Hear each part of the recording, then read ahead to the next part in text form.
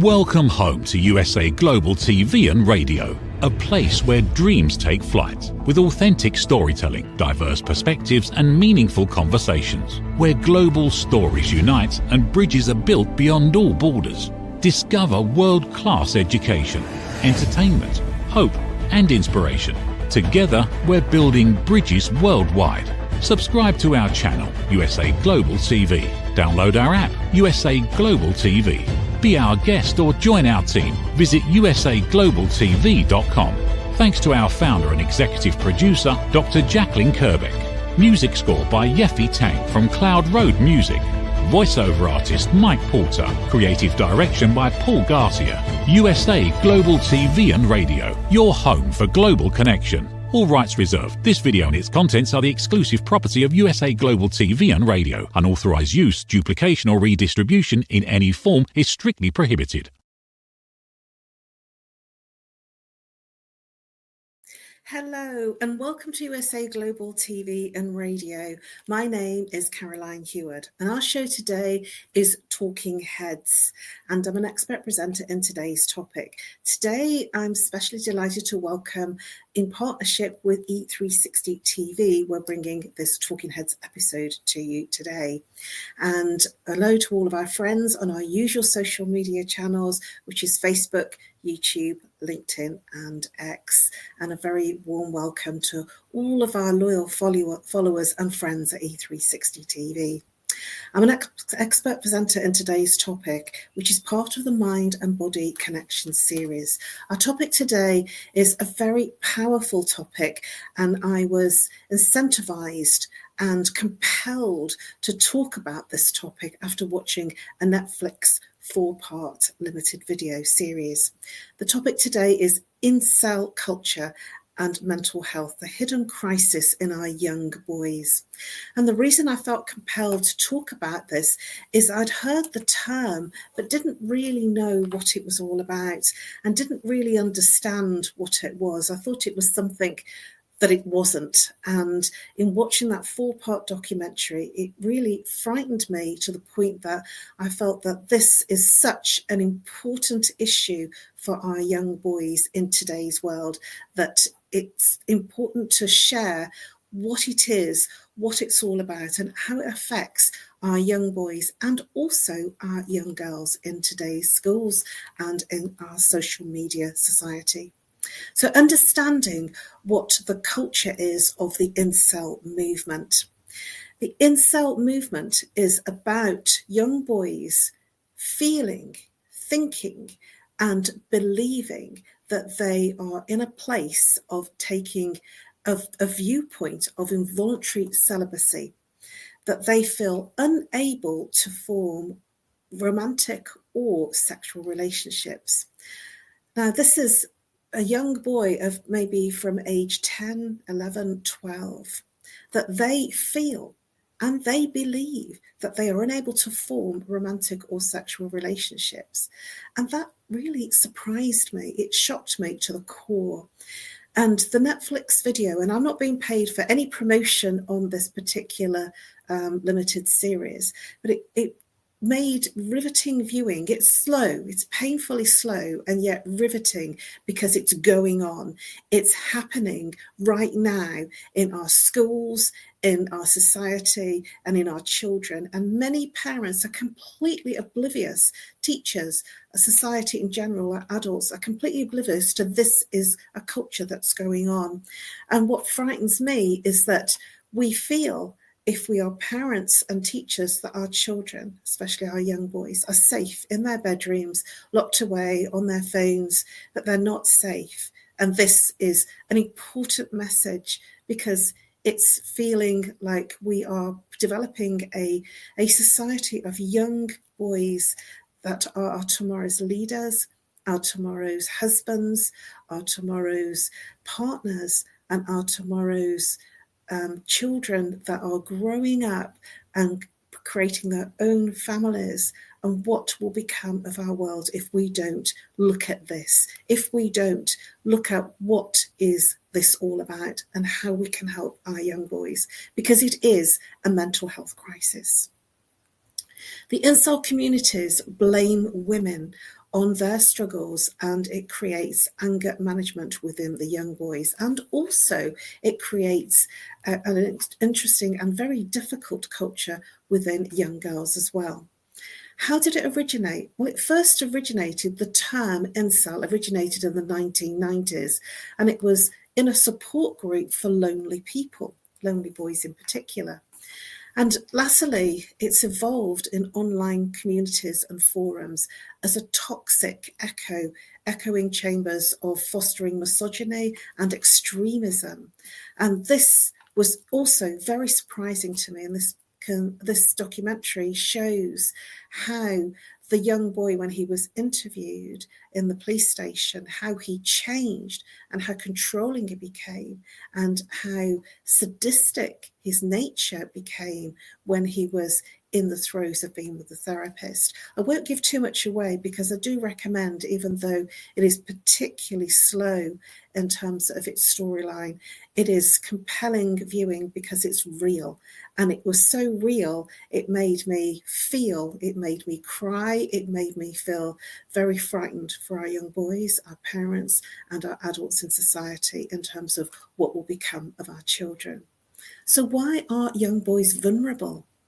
It's because they are in a space of loneliness, and especially since the time of our world changing in March 2020, where the world went into lockdown, there is a lot of painful situations of young children having been in that space of isolation in their schooling, away from friends, away from being able to play, that there has been, in terms of the way that they're experiencing life, a social rejection.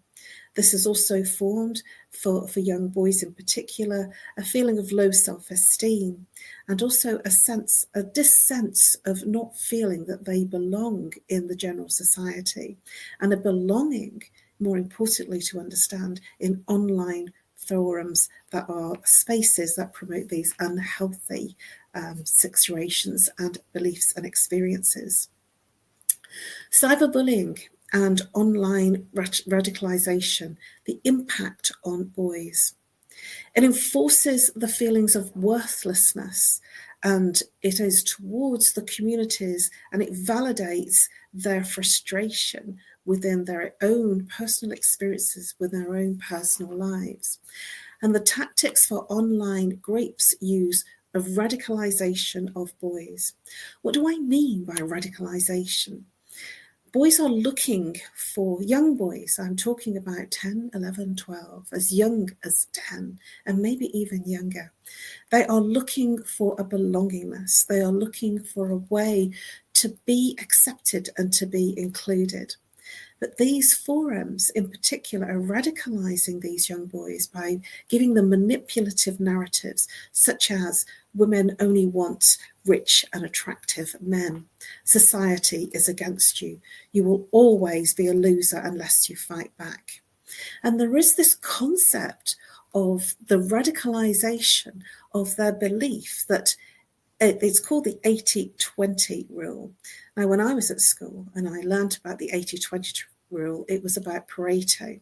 80% of the results come from 20% of the activity that you are doing within work or within your school.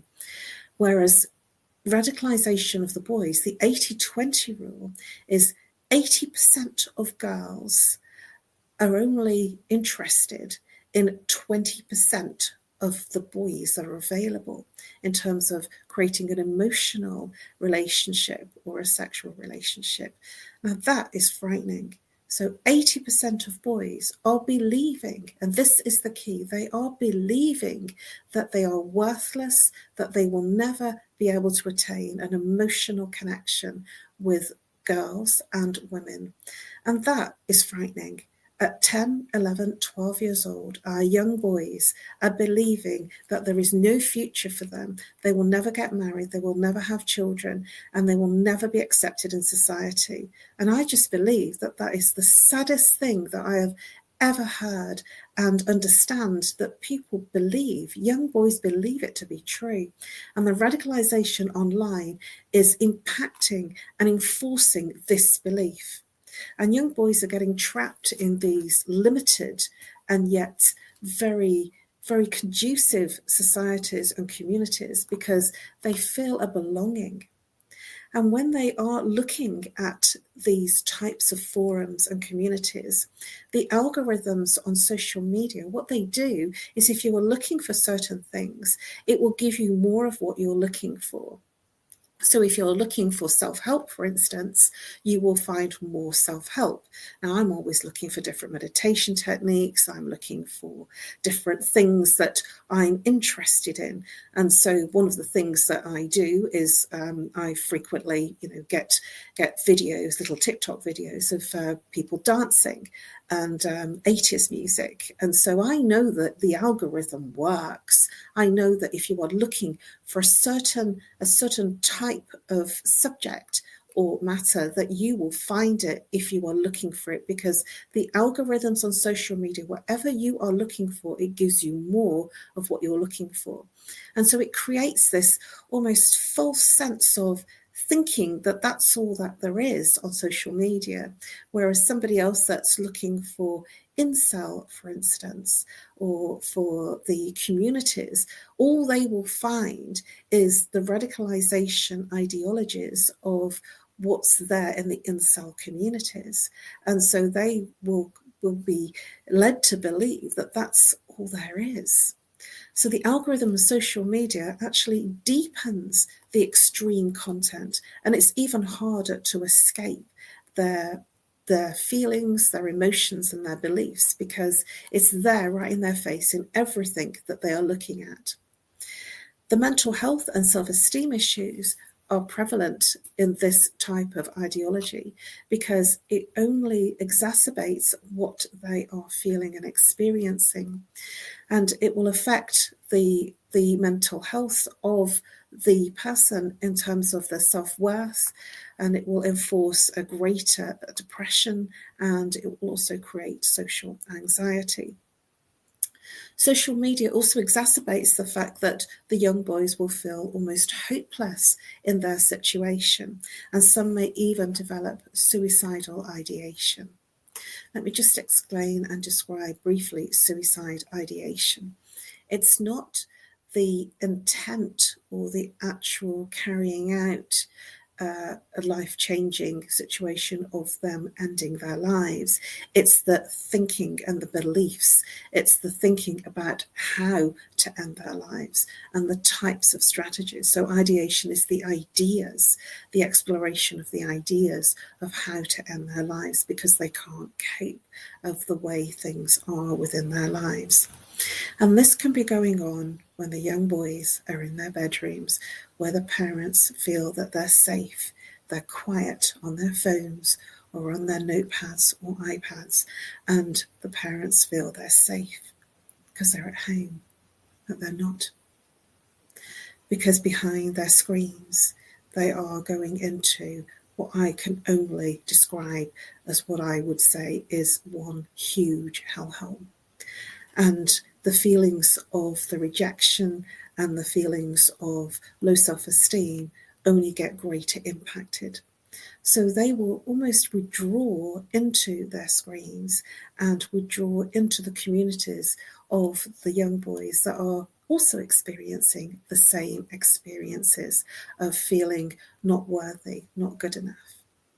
Now, when a young boy of between 10 and 12, 13, believes that they're not good looking and they're not good enough, and they don't believe that they will ever form an emotional connection, never mind a sexual relationship with a girl or a woman, that will move them into places that they're in a situation of their family where their parents, they're seeing loving parents, and yet they will believe that that won't be a possibility for their life.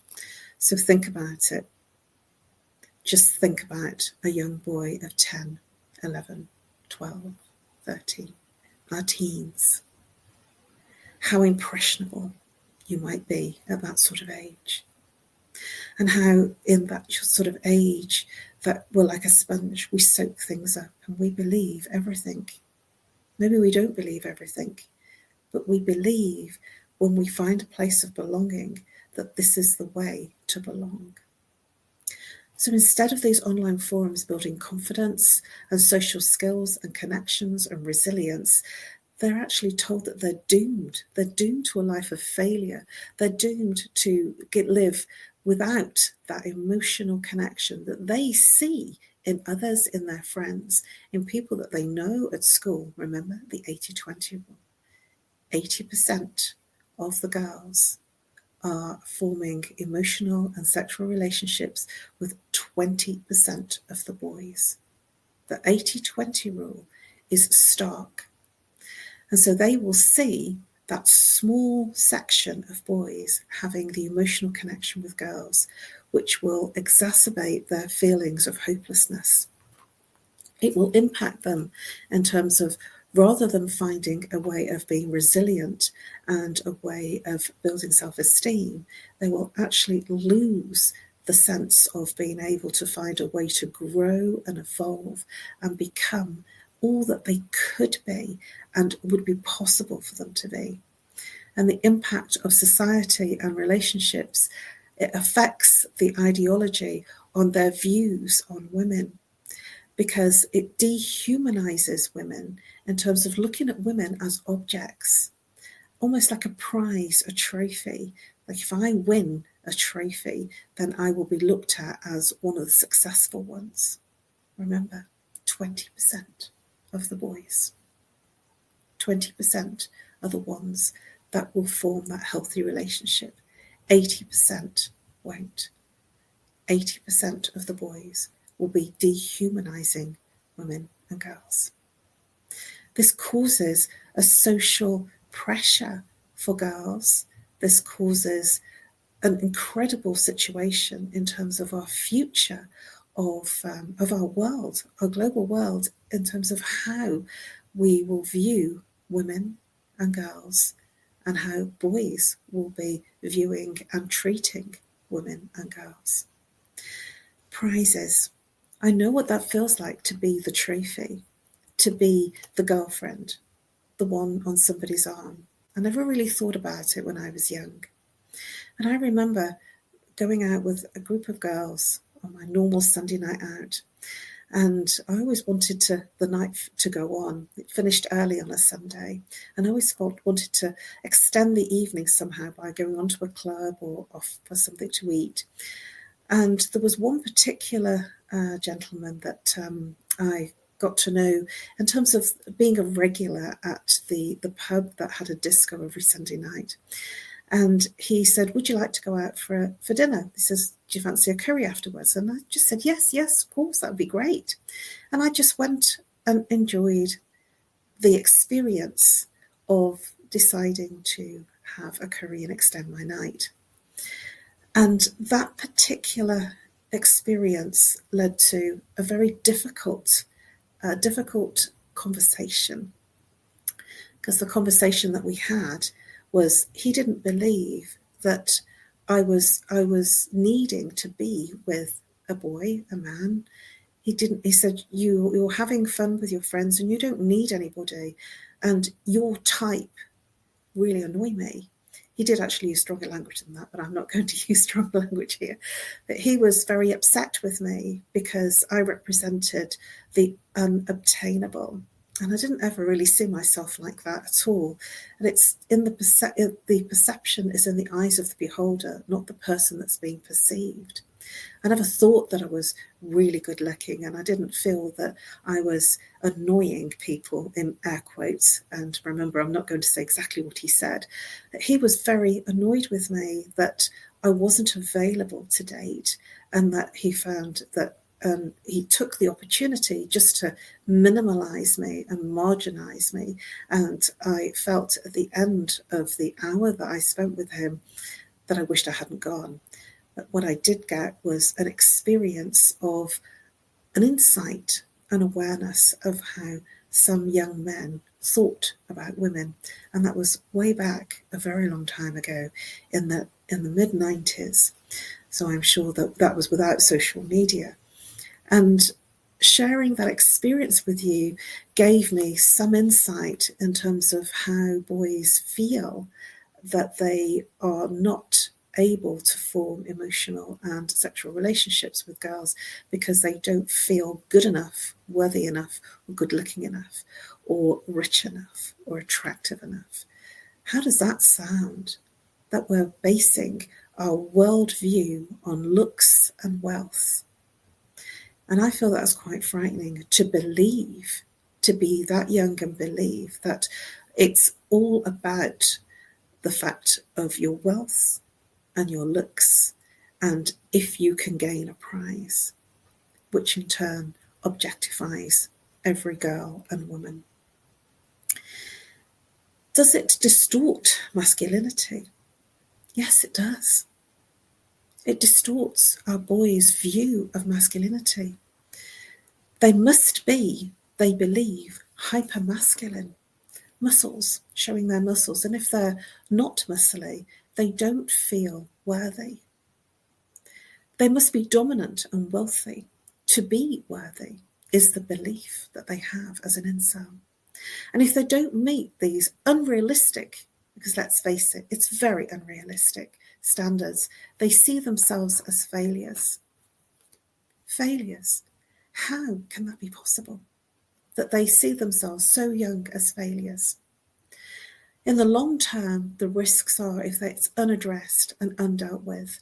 And bearing in mind, this is an online situation where these young boys are being radicalised to believe these things. If it's unaddressed, it will land up escalating to misogyny. It will land up escalating in the social media scape to criminal damage, criminal behaviour in extreme cases. And as I mentioned earlier on, suicide ideation that may even turn into taking one's life, ending one's life because they don't feel able to. Now, you're probably wondering, this is quite a hard topic, but it's real. And it's happening right now in our young boys and our young girls. Because if young girls are thinking that they are the prize and they are responsible for how a young boy is feeling and feeling hopeless, this is pushing more pressure onto the girls to perform as the prize, to select. The selection process is powerfully undermining for even the girls to perform and make sure that they choose the right boys. How can we break this cycle? How can we change the way our young boys feel? How can we change the way society is forming and the way that these young boys will grow up into young men? They will be our tomorrow's managers, our tomorrow's leaders, and they will be possibly tomorrow's parents. They may form misogynistic relationships, and they may be, if we don't sort something out and we don't address this issue, they may turn out to be the ones that are verbally and mentally and emotionally and physically abusing our women and girls. And that is something that is very dear to me in terms of how are our boys growing up, that we need to see what will happen if we don't address it now. Parents, teachers, grandparents, I implore you to watch. And remember, I said earlier on, there is no advantage of me talking about this particular short limited series it's called Adolescence on Netflix. I'm not getting anything for it, but I'm highly recommending that this almost gets onto the school curriculum and that all parents watch it. It's hard watching. It's really difficult watching, and watch it with your children because this will allow a pathway for conversation. This will allow a pathway for you to find out what's going on with your child. This will allow a pathway and a way to start the conversation, because many parents and many teachers and grandparents, or if you are looking after young boys, young girls, they won't even know this is going on. This has to be on the curriculum. This has to be on the agenda, that we talk about this, that we find a way to help our young children. Because if we don't, we will find ourselves in a misogynistic and a domestic violence abuse situation as our young boys grow up. Watch for the changes in the behaviour of our young boys. Watch for the changes of them moving into isolation and being glued to the screen. What are they watching? How are they behaving to girls, to women, to the other children, to you? Are they radicalised in terms of, are they getting angry? Are they frustrated? Are they becoming moody and withdrawn? Do they have an obsession with red pill? This is a context used with the Incel ideology, red pill. And it comes from the movie The Matrix. Do you want to have the red pill or the blue pill? Now, the red pill is all about seeking truth. And so these young boys are seeking truth. And they believe, remember, believe when it breaks down is be lie. When you believe something to be true, it becomes true. So they believe these things. It's not an ideology. They believe this is their world and this is true for them. We need to guide our young boys into healthier communities. We need to have the conversation. We need to build up their self-esteem, their confidence. I want to share something with you, that a story of a young man that I met when I first went to university, which I did much later in life. I didn't go to university till I was 27. And I joined an organisation for personal self-development. And I still am friends with this group, with many of this group of people in the community. And I remember a lot of us, the girls, getting married and having relationships. And there was one particular guy, and he was a train spotter, bit of an anorak. He was a very lovely person. He was friends with everybody in the community. And I remember him saying, especially when he was at a wedding, when will it be my turn? And I remember feeling very sad. When will it be my turn? And I mentioned to him, there will be someone for you. There is someone for everyone. And when I said that, I truly believe that. And then a number of years later, he met his match in love, an amazing relationship, and now they're married, happily married. And they both love the same things. They both came from an organisation where they met in Mensa. He had 2 stats degrees and was very much a highly intelligent person. Maybe not so good looking, a highly charismatic and intelligent person. But what it made me realise is, when I was at his wedding, it's possible. It doesn't matter about your looks. It doesn't matter about your wealth. And it doesn't matter what you think. There is someone for everyone. And this is what we need to foster, that it's not about the prize. It's about living a life of value and a life that's worthy. Because I believe, and I have witnessed for myself, that when I was young, I was attracted to very good-looking men, ones that were unobtainable, that I wasn't interested in them because they had different views on life and they didn't treat girls very well. And so they were great as friends.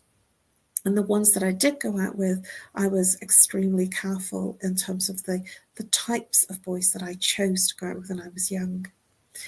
But what it made me realise in later life, it's not about the looks. It's going beyond that, and it's going beyond what's on the outside. And I truly believe that beauty comes from within and extends the person outwardly. You can be the most beautiful person inwardly in terms of how you view life, how you feel, how you treat people, how you treat animals, how you treat nature, and your thoughts and your expressions.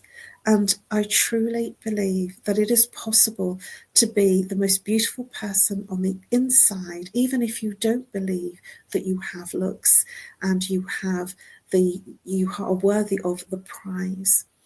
And when you believe that, the beauty comes out externally.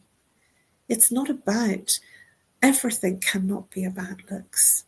Because if we base our society and our world on looks, then we're going in the wrong direction. And so how can we instill this ideology of confidence, of empathy, compassion, and have healthier communities? I implore you and encourage mentorship, therapy. Mentorship, guiding and leading and creating role models, being a role model for your young boys, being that role model that shows you that everything is possible, that it's not about suffering, that it's not about pain, that it's about choosing something that you believe in. And one of the things that I felt that guided me through is that I had hobbies. I always had something I was interested in. I belonged to communities that had interest that were extended further than me, that were beyond me. And from a very young age, I had interest in communities that were church-led, and I had interest in communities that were personally evolving and doing something for the greater good. And that's carried me all the way through. It's given me a set of values, and it's given me a strong inner compass to do what feels right for me rather than doing what other people think I should do or be or say or believe. And this is important, to be and feel that you can choose. You can choose life. You can choose to live. Let's build self-worth outside of dating and our online validation. Life is for living. It's not about only ever being online. I saw a post from one of the people that I'm connected with on social media today, and he said, "This is really draining. I'm exhausted. I'm taking a break from social media because I need to." And I thought that was very encouraging. And I felt that that person, who is also a good-looking young man, who's doing all sorts of incredible things for the world, he's actually been on this platform. And I will mention him because I felt that it was such a compelling post. Leighton Benton. He's a singer, a songwriter, and really living his purpose. But even he had to take time out from social media to live, to fill his cup. And I believe that it doesn't matter how good and how great you are and how much you are doing, it is important to fill your own cup. When you're on a plane and it's heading for a crash, or there's a pressure that's changed, they always say, put your own gas mask on first before you put on the gas mask of the person that you are taking care of. Because if you don't take care of yourself, you can't take care of anybody else. Let's teach the boys how to handle rejection. Rejection is a common thing in all aspects of life, in work, in social, in play, in any way possible. We have to face rejection. If we had yes said to us for everything that we did, then we wouldn't grow and evolve into the kinds of people that we are. The Beatles were rejected many, many times. I haven't got the figure at hand, but they were rejected in terms of being the new boy band and giving the look. And they were rejected by many musical producers and companies. And finally, there was one producer that said yes. And look what happened to the Beatles.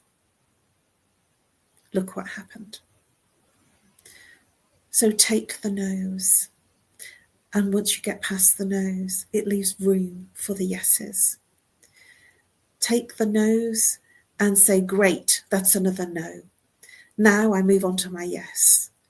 So take the no's of a place of evolvement and a place of moving forward and growing.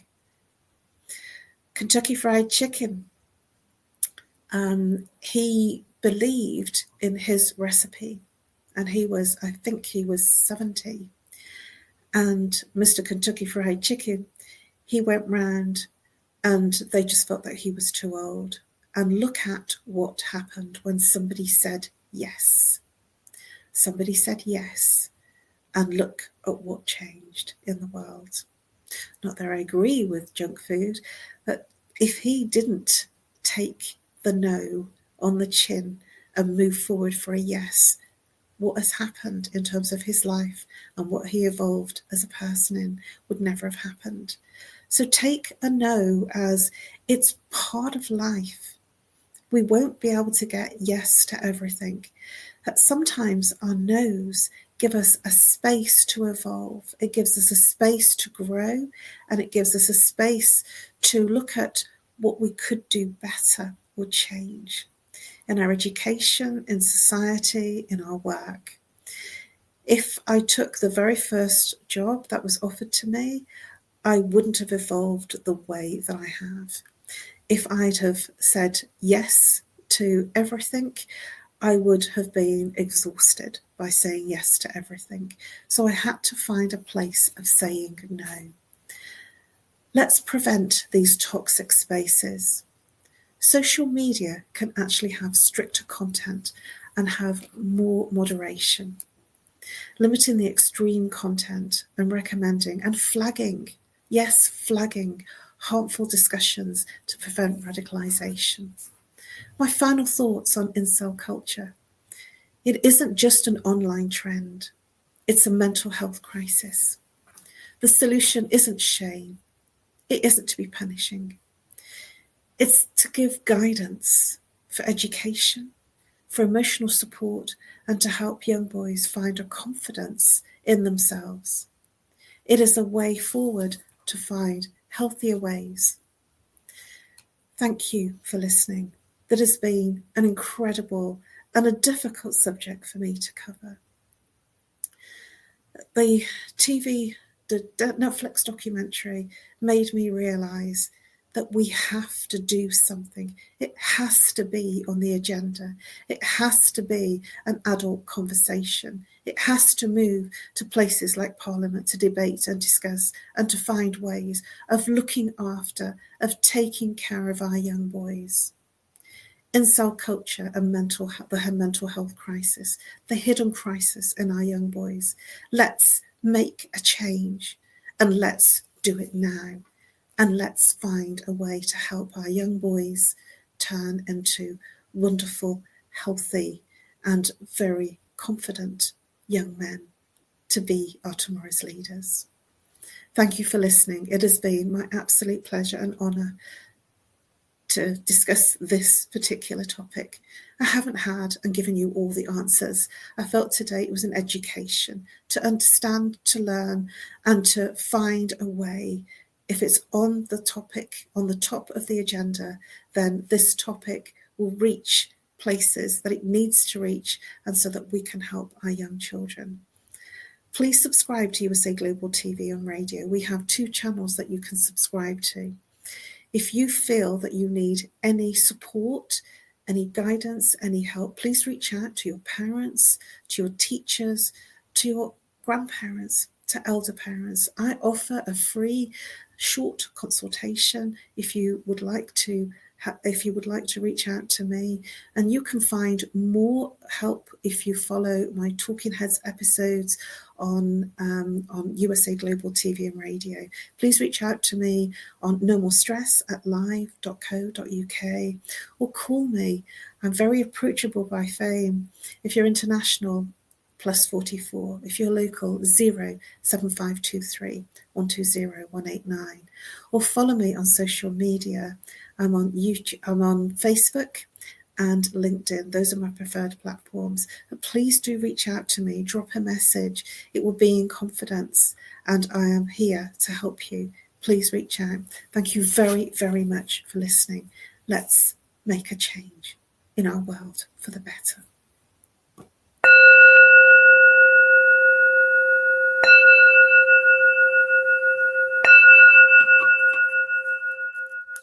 Namaste. In a world full of noise, misunderstandings, and interruptions, master the art of listening with Dr. Jacqueline Kerbeck. Dr. Jacqueline Kerbeck is the listening mentor of USA Global TV and Radio and the Amazon #1 best-selling author of Mastering the Power of Elevated Listening. Elevate your listening. Elevate your life.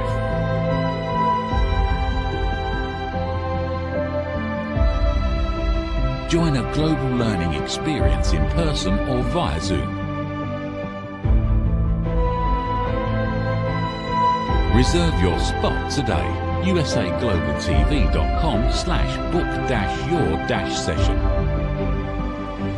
or drjacqueline.thinkific.com. Join Dr. Kerbeck's listening courses or hire her to unlock deeper connections and authentic conversations.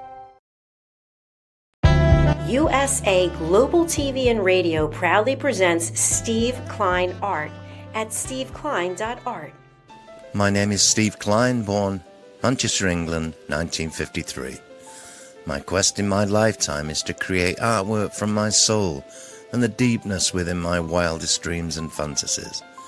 In 2012, my heart stopped when I was given too much anesthetic for a minor knee operation, and this near-death experience took me to another multidimensional world, an out-of-body experience, and I was given the gift of being blessed by an overwhelming, burning passion to become, for the very first time in my life, an artist with an eternal, passionate desire to bring my art, which I've named multidimensional, subliminal, freeform art, to the world, as only 3% recover from what I experienced, and now in my golden years want to release my cosmic, vital energy through my art to allow people to be a part of my cosmic dance. To learn more, email roccogoodwine@gmail.com. For VIP pricing, mention USA Global TV and Radio.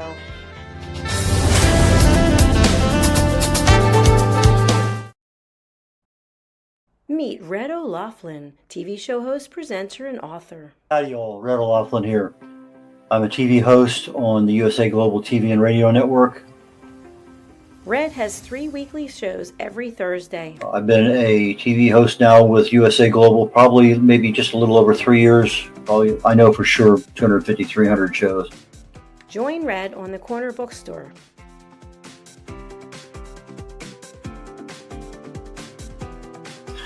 The Corner Bookstore is one where we talk to authors, publicists, publishers, editors, cover designers, anybody associated with the writing and authoring book production business. If you have somebody in that area, I can help you with regard to getting your book done, getting it published, working with you on a cover. A lot of things I can help people with, and I have probably maybe published over 40 books for people so far. Join Red on The Wise Ones.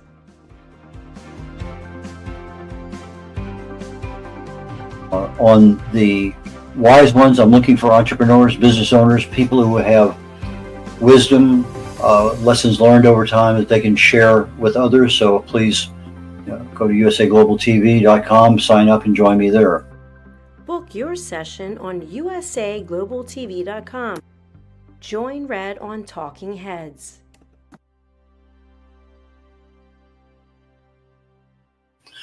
On Talking Heads, I take my experience. I fell in love with chemistry many years ago, got a degree in it, got an invitation to Vietnam, never practiced chemistry per se, but I did get a chance when my wife was going through chemo to get back into the chemical end of things. I started looking for cause and effect relationships. I had been working at a company doing cause and effect analysis on failures in the field on various products that we made.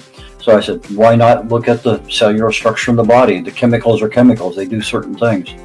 So I take my knowledge of chemistry and research. I write about it. I speak about it. I have over 1,000 original content articles on LinkedIn, most of them dealing with some aspect of health or wellness. I speak on that topic quite often, and the Talking Head show is one that I concentrate my knowledge of health and wellness on in order to help people. Red is a distinguished Toastmaster. As a distinguished Toastmaster, I help people get their speeches developed. The Presentation is something that I critique all the time with Toastmasters. It's one of those skills that I have. I can easily help you on that one. So from the position of writing, publishing, book coach, speaking, and being a keynote speaker at an event or virtually, depending on how things work out. But those are the things that I can help people with, and I have 3 shows every week here on the USA Global TV and Network, and please join me when you can. Appreciate it. Bye now.